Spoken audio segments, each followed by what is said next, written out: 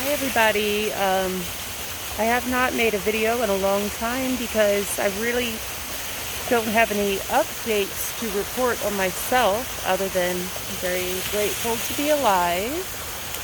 And I decided to take this video in beautiful Hatcher Gardens, Spartanburg, South Carolina. It's absolutely beautiful here. My daughter and I like to come walk here a lot. She's over there.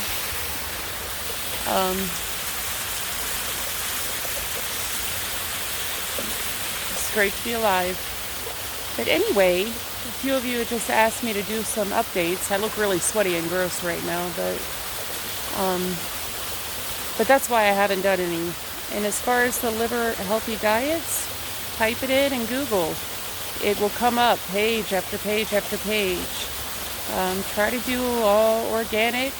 Don't do any processed food as much as you can avoid it. Take your vitamins, drink water, detox. Cut back the sugar and salt. Really hardly any sugar and salt, which I'm guilty of. I've slacked off my diet actually, and I need to. My daughter was just reminding me that I need to really stick to my diet. Like I said, just a short video to pop in and tell you all that you're in my prayers, and I'm sending you positive energy and healing. And to all of you who have quit drinking and or changed any other habits that were harming you and taking away from your life, I'm so happy to hear that. Congratulations, because it just gets better and better.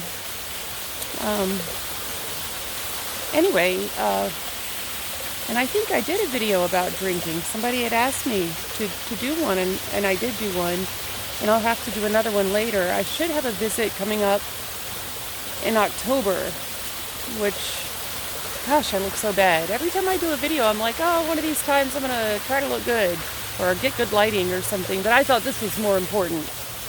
So, and more positive. But, by the way, I love my boots.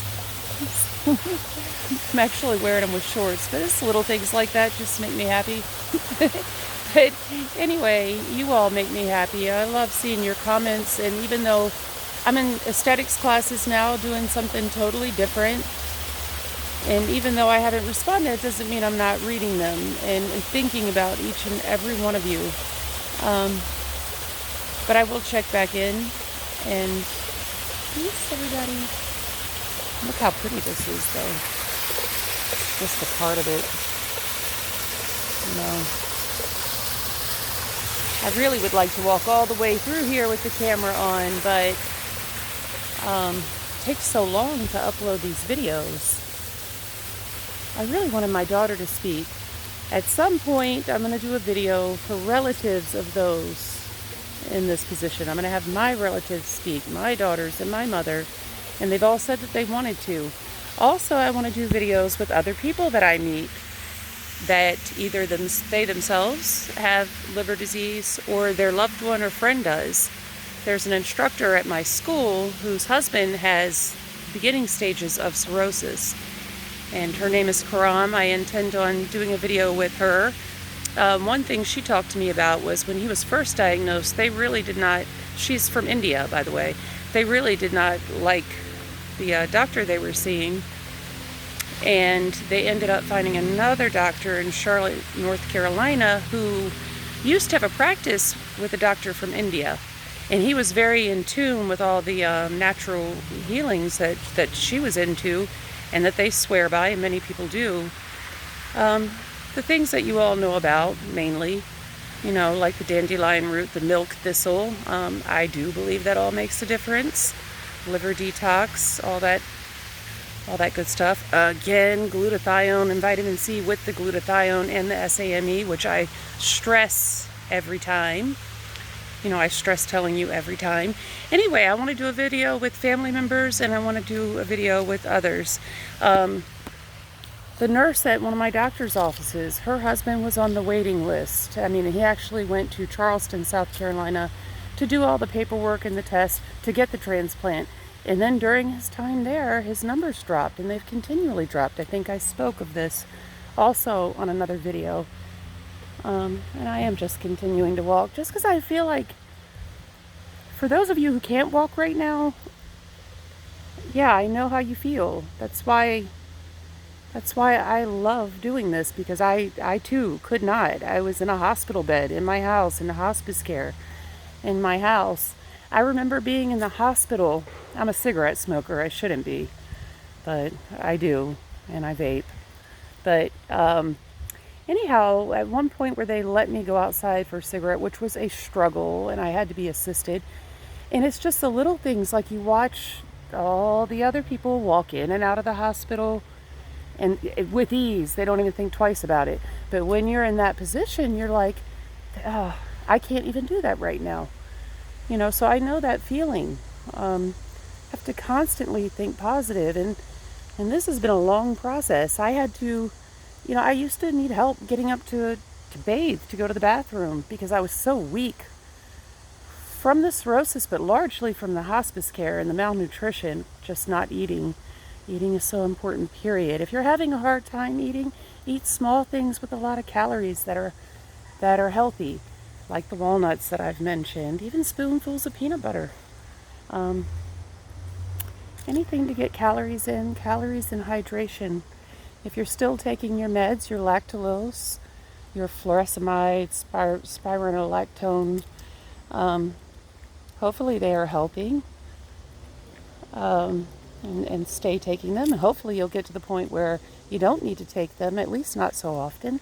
I very seldom take the furosemide, or any of that actually anymore now, fortunately. I really believe in positive energy, getting outside. If you can't do it yourself, get a family member, even if you're pushing your walker or having to be pushed in a wheelchair. You still, whatever it is, sometimes it's just watching it on TV, but if you can get outside, I personally highly recommend it. It helps me greatly. And it keeps me in touch with just how much I just feel like, I don't know, when God is with you, who can be against you? And I just feel so appreciative of every moment. And you know what? I was appreciative of every moment when I couldn't walk and I was determined. And I think somebody say, well, I think it's irresponsible of you to tell people not to be on hospice care. Well, I'm not telling anybody what to do. I'm telling you it was wrong for me. And I shouldn't have been told what I was told with my diagnosis. I should have been told, if you continue drinking, you're dead. If you don't eat, you're dead. Now, that would have been true. But instead, I was told, make your funeral arrangements, and I went on hospice care, and they will make sure that you move along and die, because that is what they do. Whoever can say whatever they want, but that's what hospice does. I personally don't encourage people to get on hospice care. I'm sure there's a time and a place, but I don't know. Everybody's different. I encourage you to not listen to something just because you're being told that. You know, nobody knows what your fate is. Nobody is the creator. Nobody is God. And that's what matters to me. But anyway, look how beautiful this is. So awesome.